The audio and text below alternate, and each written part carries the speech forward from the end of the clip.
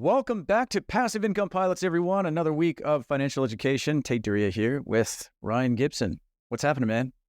Not much. I couldn't be more excited about unpacking the mysterious world of owning an airplane, getting tax breaks, putting it into a flight school, how to shield your income. And high income earners are always looking to ways to shield income and also be in general aviation because, being an airline pilot for 17 years, I love flying, but you kind of lose touch with general aviation and you want to go back into it. And then you realize you can buy a plane and have fun with it. But there's also ways to buy a plane, have fun with it, have it pay for itself, have it be a tax break for you. And really, we are going to reveal a strategy in this show on how to do it with effective no money out of pocket. Yeah. Again, we talk a lot about taxes on this show. We're not giving tax, legal, or investment advice. Link up with a good CPA, talk to them about these strategies before you try and implement them. But there's some really, really powerful depreciation benefits here. It's making me excited because I love general aviation. I said this on the show, but I just put 11 and a half hours on the Bonanza. We flew it from Reno all the way up through Idaho, southern Idaho, and then into Coeur d'Alene, and then all the way back down. It's so much fun. And for me, the dream of owning my own airplane, because I'm just on the insurance for a friend that owns this Bonanza, the dream of actually owning my own plane has been really far away. And this episode kind of outlines like, maybe it's not that far away. There are ways that you can leverage leaseback pools, depreciation benefits to rent the airplane back to yourself. And it could be a lot closer than you think. Yeah, and we're going to talk about how you can sort of actively participate in it, but also make it kind of pretty passive and have a team behind you to support you in the aircraft parking, the leaseback, the maintenance, probably help you with a ton of referrals on insurance. Where do you even go to buy one? Like, who do you even call to buy one? We're going to bring on that person to the show, and he's going to walk you through exactly how this all works. Yeah. And of course, it's not, it's not a great investment, right? In the long term, it's a depreciating asset. The nice thing about real estate is you get to write it off, but it increases in value over time. This is something that decreases in value over time, right? But if you want an airplane, you might as well get a great tax benefit out of it. And yeah, we're going to show you a way that you can essentially have the government subsidize your down payment for the airplane, the entire thing. So without further ado, let's get into it. Welcome to Passive Income Pilots, where pilots upgrade their money. This is the definitive source for personal finance and investment tactics for aviators. We interview world-renowned experts and share these lessons with the flying community.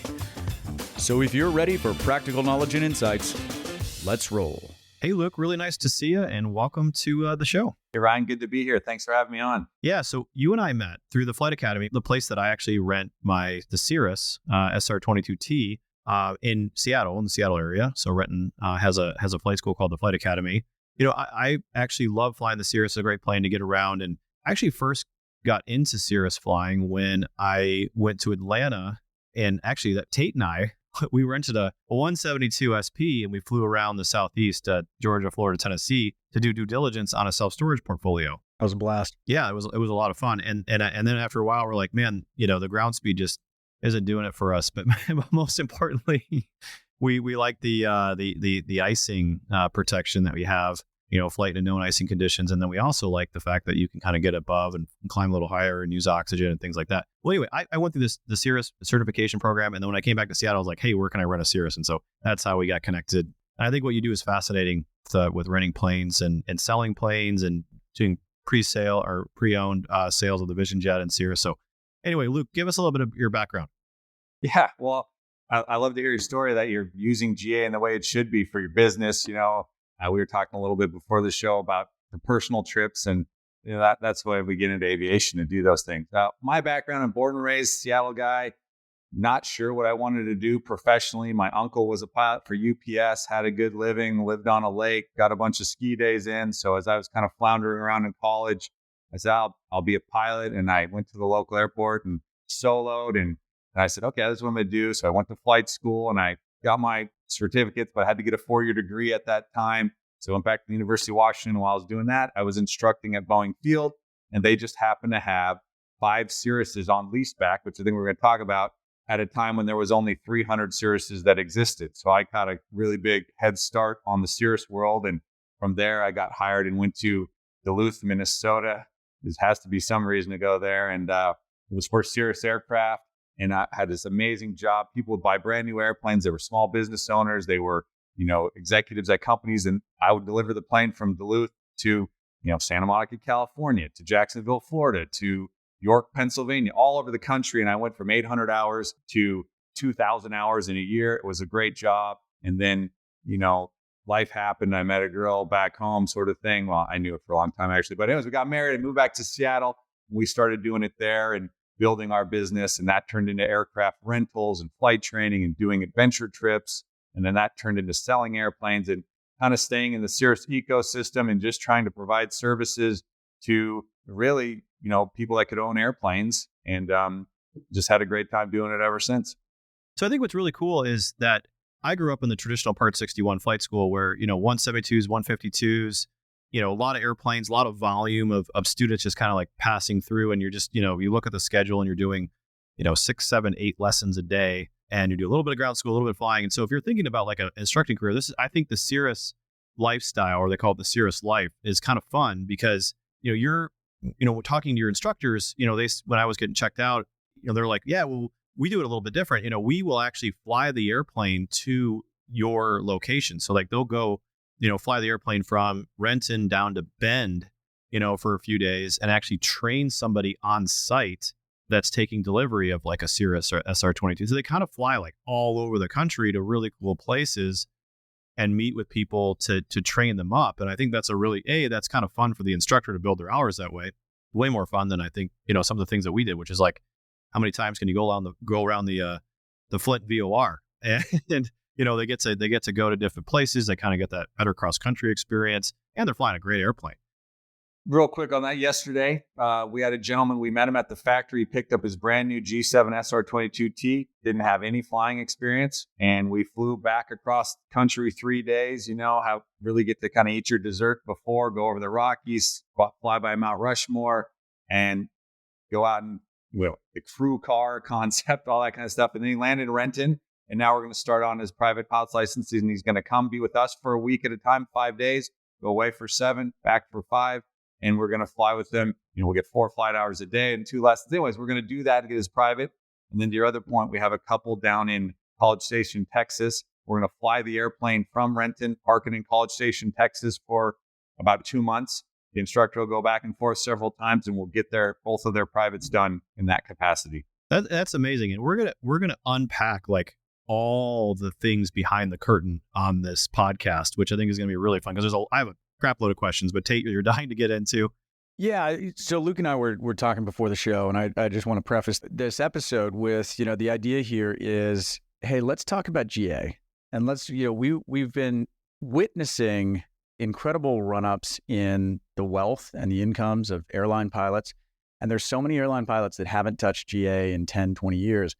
And Ryan and I both get to play in the space. It's amazing. I just put 11 and a half hours on the Bonanza a few weeks ago. We went all the way up through Sun Valley, Idaho, and up to Coeur d'Alene for a wedding, and then put it back to bed in the Bay Area. And it's just so fun flying into these small airports. You forget how easy it is. You walk in, you sign your name, they take a photocopy of your driver's license. That's your rental car. It's even easier if it's a crew car. I mean, it's just so much fun. If you don't remember the joy of general aviation, we're here to remind you of it and to talk a little bit about the business aspects, the passive income potential, and the tax depreciation potential of aircraft ownership. So that's what you're in store for today. Absolutely. Yeah. So I guess let's go one by one. So the planes that are at your flight school in Renton, my understanding is that, Luke, you don't own them, or maybe you do, but who owns those airplanes and who's benefiting from this flight school? Yeah, we do own some of them, but we have a leaseback program or a marketing arrangement, because that's what's required to meet the rules of the taxes. But one of our customers, for example, is a surgeon in Seattle, private pilot, and he certainly flies his plane. I'm not sure the hours, man. Let's call it 50, 70 hours a year. And the plane is on leaseback with us.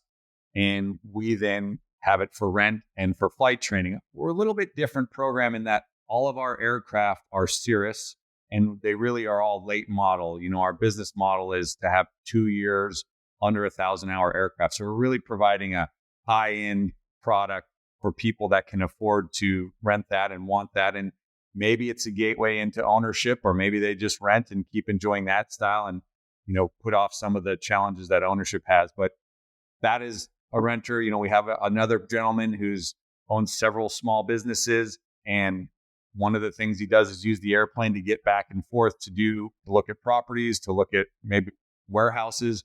And then the rest of the time, we're able to use that plane for a rental fleet or for flight training. That's great. And so I think that's the mystery we want to solve today, right? We want to talk about, okay, you have these people that are light use on the aircraft, and, I want to unpack the benefits of giving it to the Flight Academy to rent out to other people, and it sounds like you do the whole thing. You're doing the maintenance on the plane. You've got a home for it on the ramp. What other benefits to that owner do they have?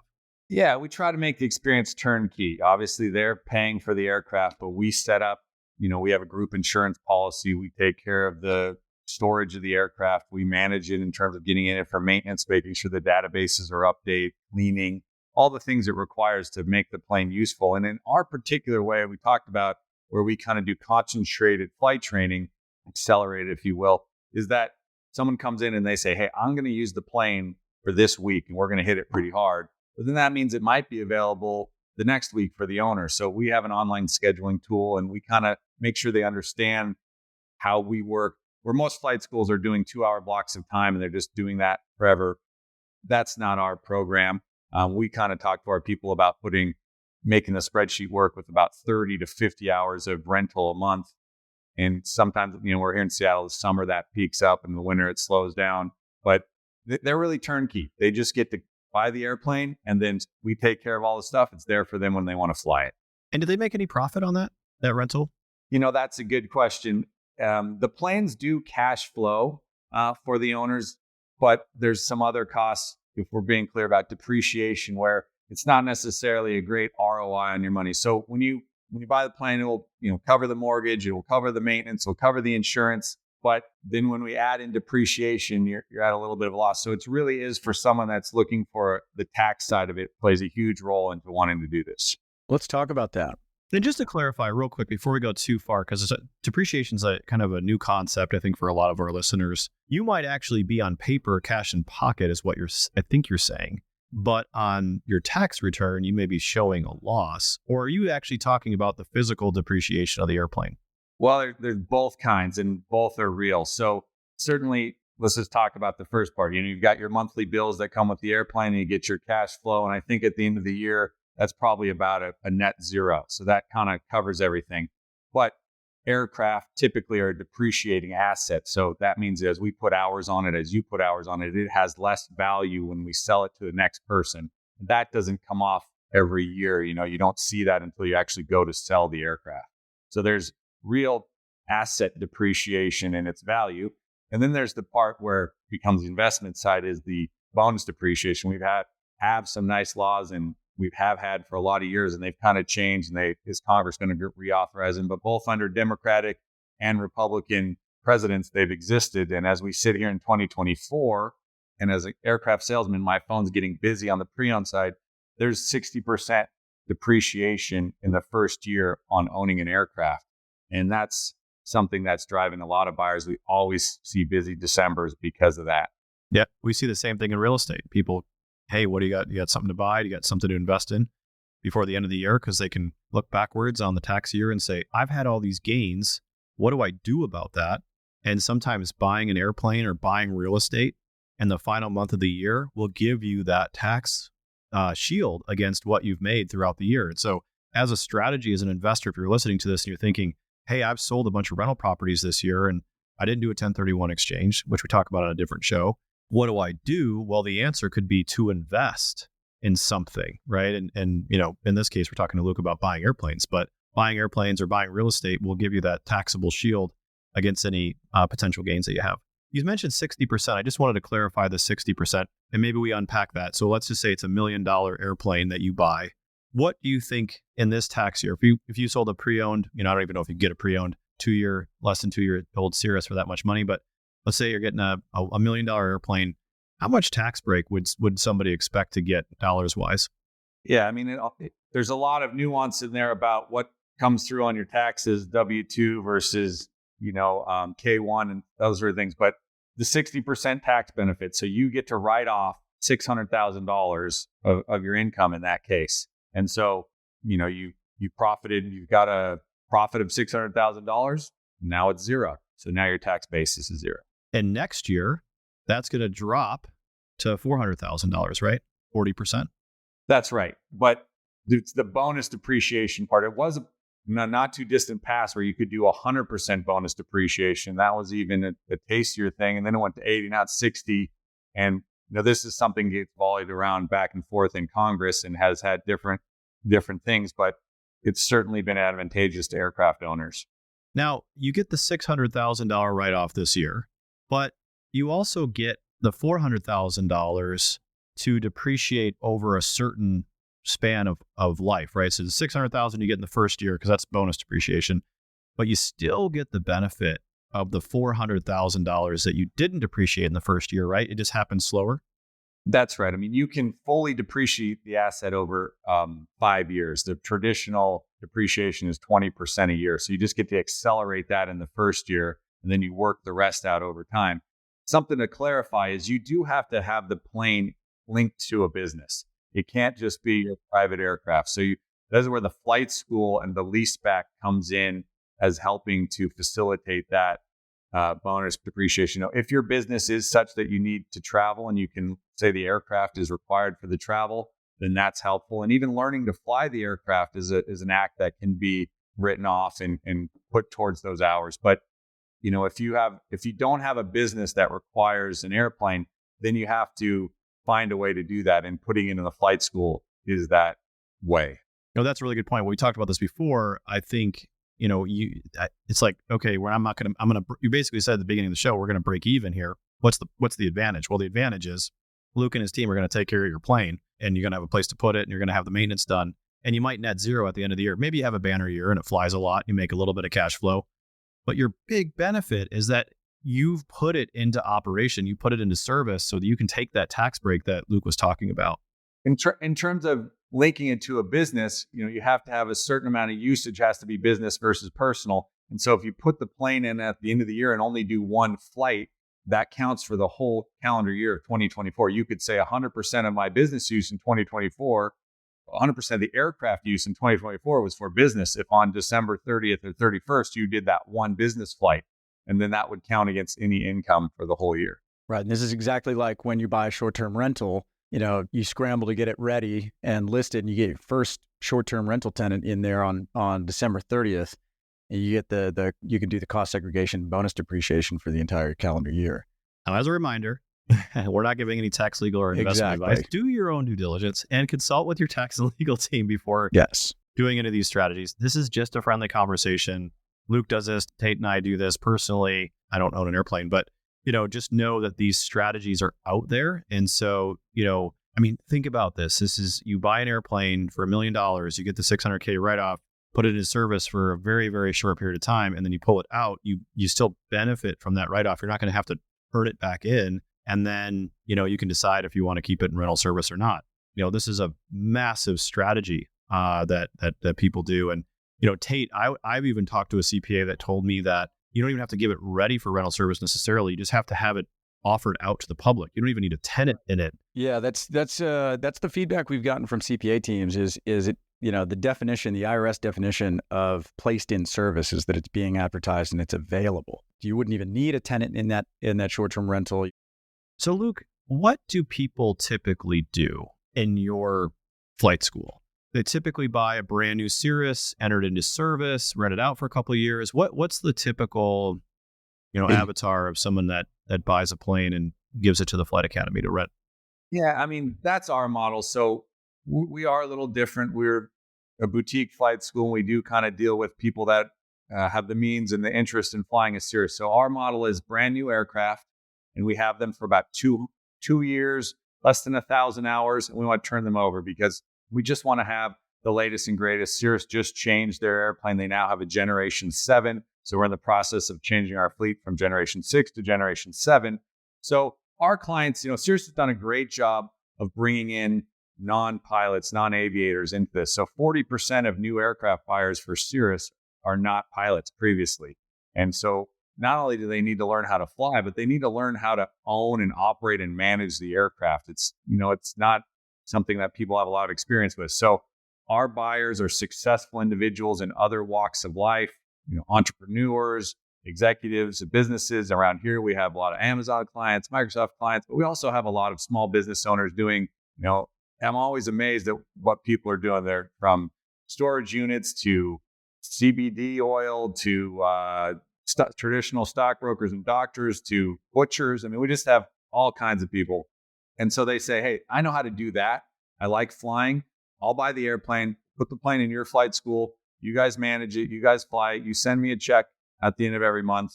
And then that's how it's going to happen. I love it. Why Cirrus, do you think? What's so popular about this plane?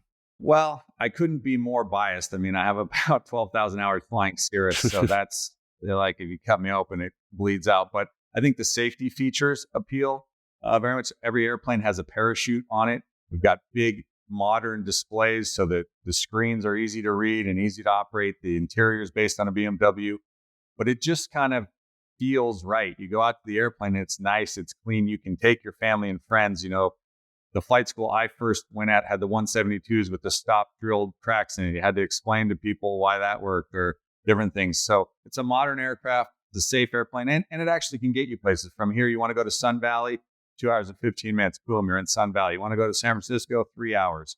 So, yeah, I can. It's funny when I'm thinking about this, and the parachute thing is a funny thing for airline pilots, right? Because as an airline pilot, you're like, this thing's like taking up space. It's a gimmick. It's like, I don't need a freaking parachute, right? But I'll say, we're flying the Bonanza around, and my wife Lucy is going, hey, what happens if you pass out? Like, how do I land this thing? And I'm like, all right, so you got your prop knob here, you got mixture, you got the flaps here, you got to put the gear down, you got to do this, you got to do that, you got to do that. And she's like, dude, there's no way. And I'm like, actually, yeah, you're right. There's no way. Yeah. There's no way, because it's too fast, heavy, complicated of an airplane for her to land with no flight experience. So even if you are a very experienced pilot, it actually is comforting for your passengers to know they can just pull a big red handle. I mean, we've come a long way in the 20 plus years that Cirrus has been producing airplanes, and we've got 129 parachute pulls, 265 saves. And, an airplane crashes are usually pretty messy affairs. And these things are, let me give you a Tylenol and a Band-Aid. It's pretty cool. Yeah, that's amazing. My wife had the same thing. We were flying from here to Sun River, Oregon, and we were going over about Rainier National Park area. And, we were in a 182, and she's looking down. So what if we lose an engine here? And I was like, probably get tangled up in the trees and hurt pretty good. So she loves the Cirrus, and it's a great plane for that.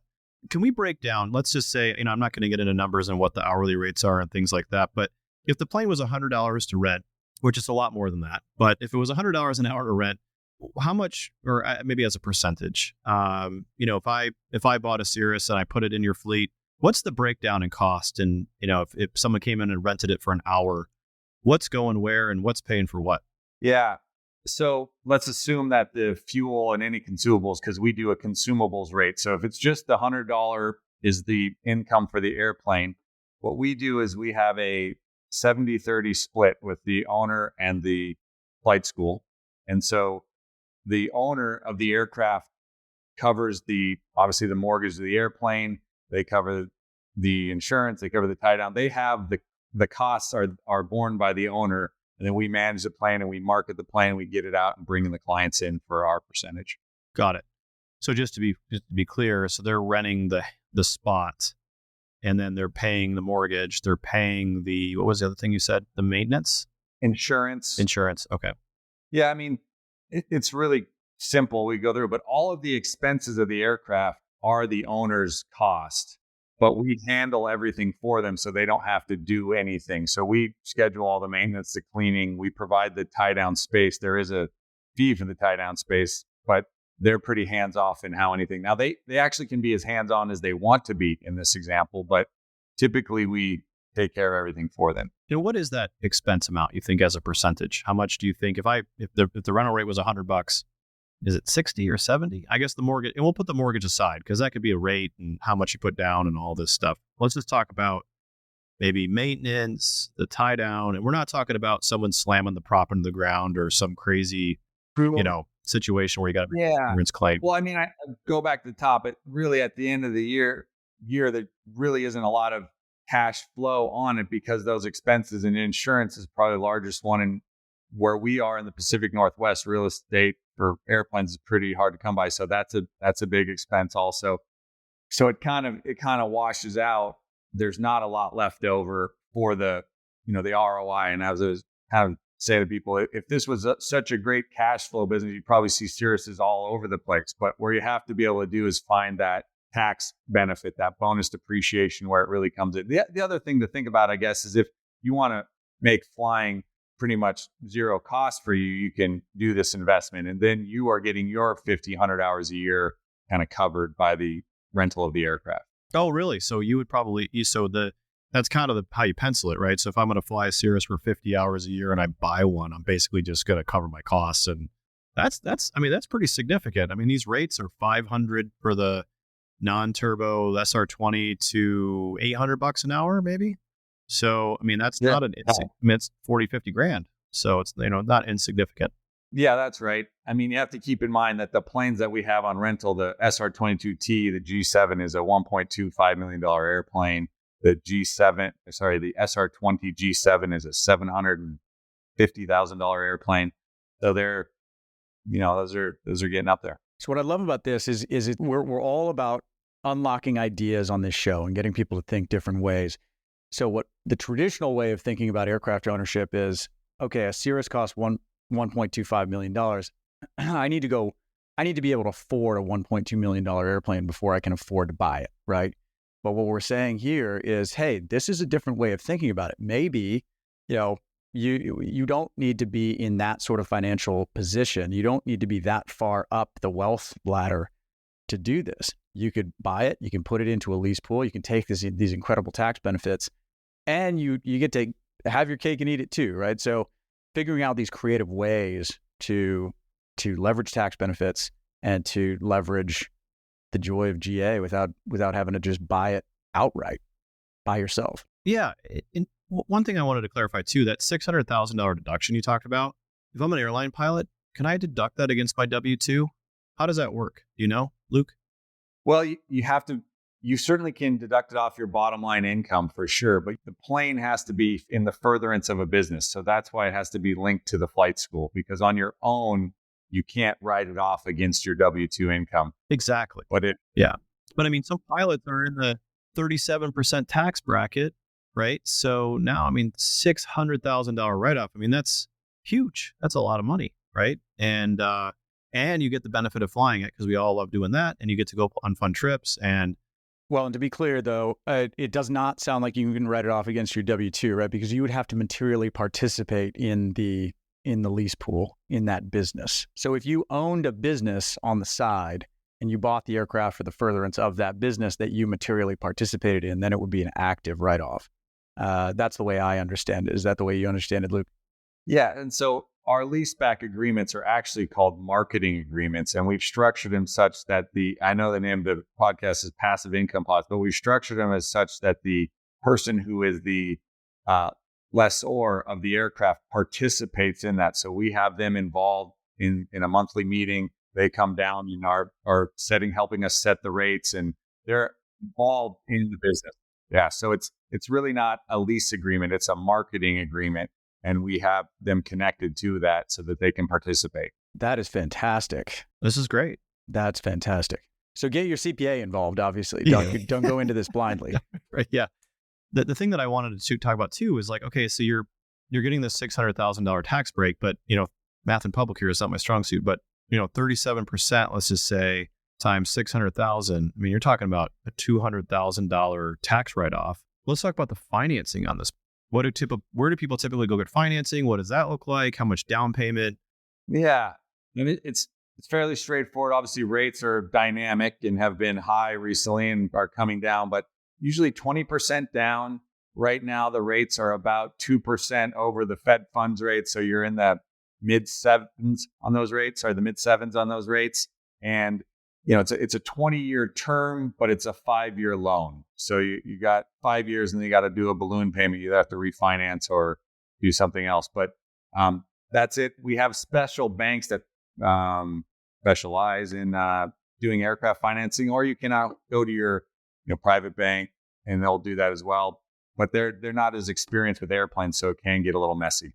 Have you seen groups of people come in? Like, what if Ryan and I wanted to say, hey, let's go 50-50 because neither of us want to buy the whole thing. And would we both be able to get the tax write-off? Or if 3 people or 4 people want to go in on something like this? Yeah, that's a great question. We definitely do have, shouldn't say at the Flight Academy, but people do buy these aircraft in partnerships and spread the tax benefit around. I will admit that how that actually works a little bit above my pay grade. Tait. That's fine. No, just wanted to see if you had, if there were people doing it. One big benefit, I'm excited. I'm like ready to buy a plane. Let's do this, Luke. Talk to you after this show, Ryan. Here we go. And by the way, that's the guy you talk to. You talk to Luke, and he's got the connection. So, I mean, $1 million airplane, I have to put down $200K. You said 20% down. I'm getting a $222,000 tax deduction at the same time. So you're effectively giving me a tax break in the amount of my down payment, and then I'm break even, and then I get to fly the thing 40, 50 hours a year. And one more benefit to that, I think, is, typically, when you rent these planes, every flight school has an overnight minimum, right? Every flight school is going to say, you got to put 2 hours on the plane to overnight it, yada, yada, yada, $800 an hour for this plane. I mean, you're not going on that's going to add up pretty quick just in the downtime of the airplane and the minimum overnight. So would it be my understanding if I own the airplane and I wanted to take it for a week and I put an hour on it, I probably wouldn't have to pay the overnight minimum to myself, right? Is that true, or how would you structure that? Yeah, I mean, we are a small business, so we're willing to work with people on things. But how it works is the plane is owned in a single purpose LLC. So if you own the airplane, Ryan, you don't actually own the airplane. Ryan's Aircraft Ownership LLC owns the airplane. And so then they lease it to the Flight Academy, and then the Flight Academy rents it to you, Ryan. So you would pay us the income, and then we would pay your LLC out of that. Right. Now, would we relax the rules for the owner of the aircraft? Of course we would. Yeah. But that's something that's not a federal law or any FAA tax thing or IRS tax thing. So if you want to take your own airplane and you're one of our customers that has a leaseback with us, take it whenever you want. Yeah, it just provides a little bit more flexibility. I do remember that we were talking to, I think, Toby Mathis about how to put an aircraft in a leaseback pool and take the depreciation. One of the key things that he pointed out was that you have to lease it from yourself, essentially, at market rate. So that would make sense that you would actually you got to rent it. But of course, the terms might be flexible. You got to rent it at the price that we have out there for the public, and you're going to rent that, but we could let you take it overnight on 1 hour instead of 2 hours, something. I think, where the conversation should go, and I don't know if I'm interjecting too early, is that this bonus depreciation is great, and it's something that sells a lot of airplanes, and a lot of people take advantage of it. But at some point, when you sell the airplane, you get recapture. And so the recapture is sort of the medicine that is the stiff medicine. So what a lot of people do is they just keep buying a more expensive airplane and rolling over their recapture. And if you do it in the same tax year, you sell, you recapture, you buy again, then now you continue the process. And that can go on, as long as you want to keep playing it. But at some point, you will still have to, pay that tax. And what's great is that benefits the renters. I noticed the Flight Academy I joined, I think, a couple of years ago to start running the Cirrus is there. And it's like, I showed up, these planes are brand new. And then all of a sudden, this year, I've noticed the planes are becoming more brand new, right? Because you're getting G7s, right? So this is good for the flight school. It's good for everybody because now planes are brand new. They're getting turned over. People are getting the tax break.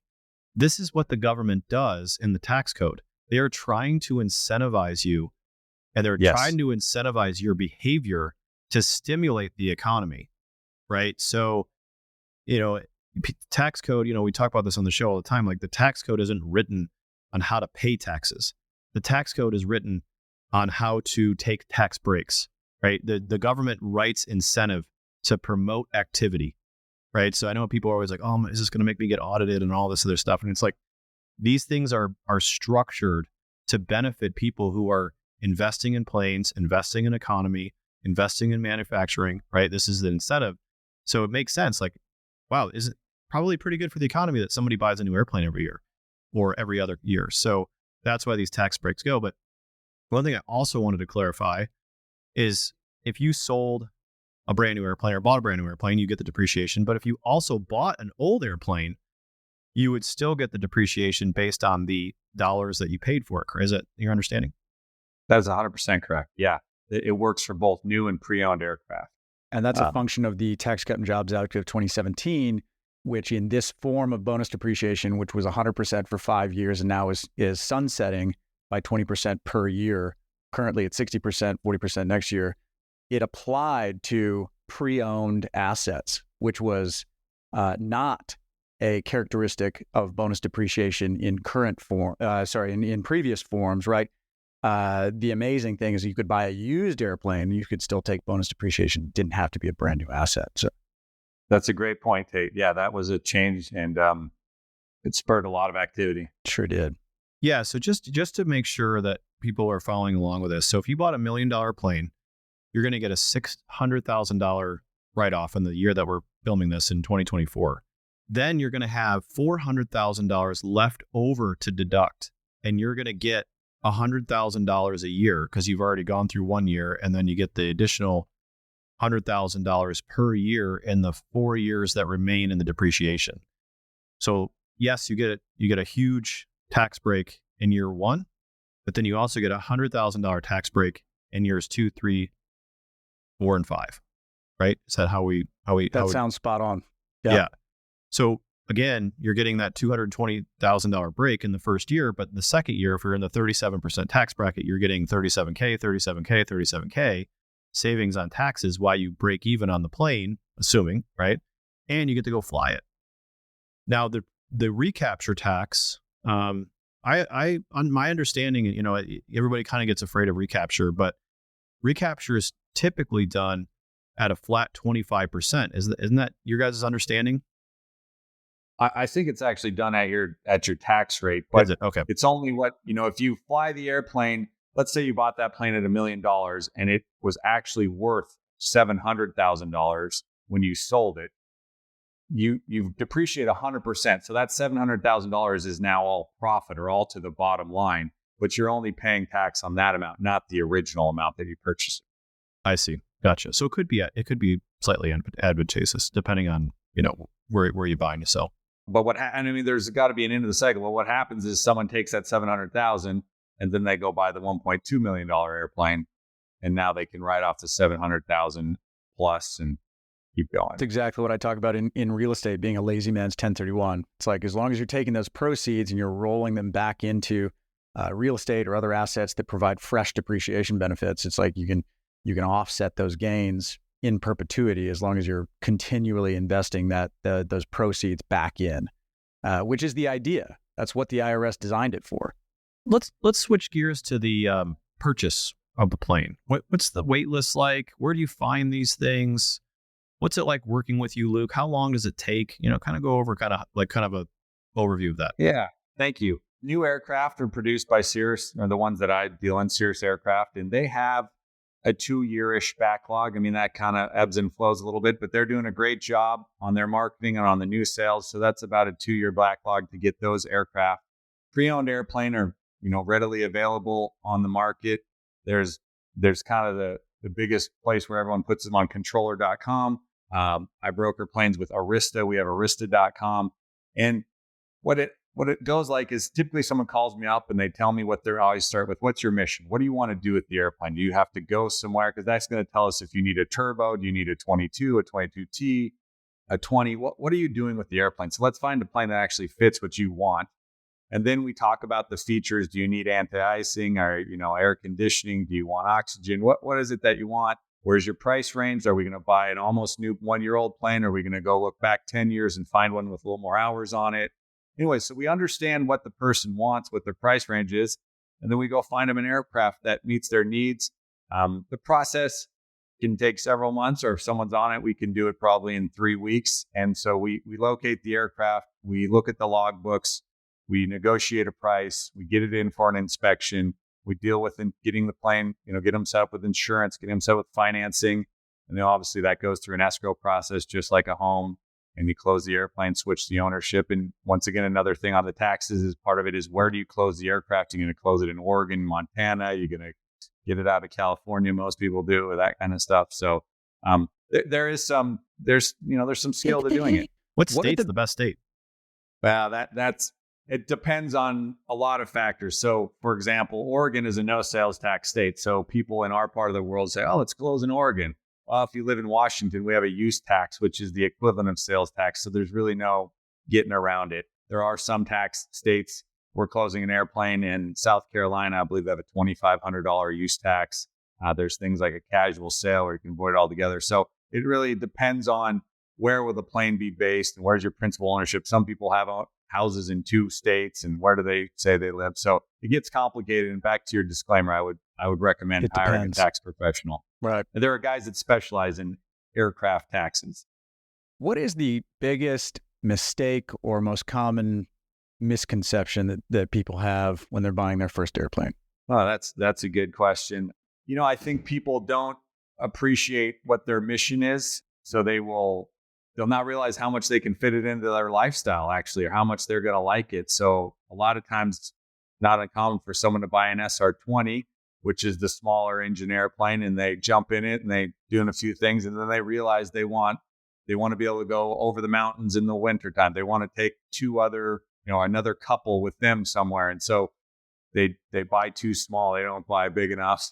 And then I think probably realizing, for most of the people that we deal with, that there is some workload to owning an aircraft and managing it and making sure it's maintained properly and updated and so forth. And so not getting the support help after the purchase.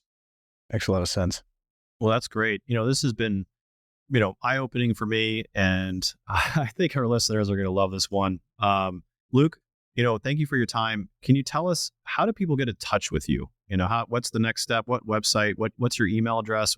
What's the best way to do it? Yeah, awesome. I appreciate you giving the opportunity. I wear a couple hats. I own the Flight Academy. We're a flight training organization where you rent your airplane from, and we do these leaseback deals. And so we're at Renton Field, but we travel the country, and that's theflightacademy.com. I'm Luke at the Flight Academy. Then I put on my aircraft sales hat, and I work with Aerista. They're a sales organization that specializes in Cirrus aircraft. We do sell others. And so if you're interested in the pre-owned brokerage side, that's aerista.com, aerista.com. And I'm Luke at Aerista. But I'm sure there'll be something in the show notes, and I'd love to talk to anybody about this. And this is what I do. I spend my time talking airplanes, and when I'm not talking to them, I'm meeting you up in the San Juan Islands on the ramp, flying around. So I'm pretty passionate about it. Yeah, it was funny. Luke and I, I was flying up to a real estate conference up in Anacortes, and the weather went down to minimums, and it's on the rent, well, pretty close to minimums. And that's a little shout out for a Cirrus. I mean, I have 10,000 plus hours, flying the airlines, but man, it's the only single engine that I would take down to minimums, and, any day of the week. I mean, the technology, based on my experience, again, I'm not giving advice to anybody out there, but, the technology on the plane and the instrumentation and the way it's all laid out, it's just a great plane for missions, and, and getting the ground speed and the icing protection and the altitude, and they've really just thought of everything, and the safety features with the parachute and everything. It's a great plane to be tooling around in. But Luke and I got caught up in the FBO, and I thought, hey, you'd be a great guest for the show, and we'll unpack all this stuff. So thank you so much for coming on. Glad to be here. Thank you for the opportunity. All right, on to the next show. Take care, Luke. Thank you.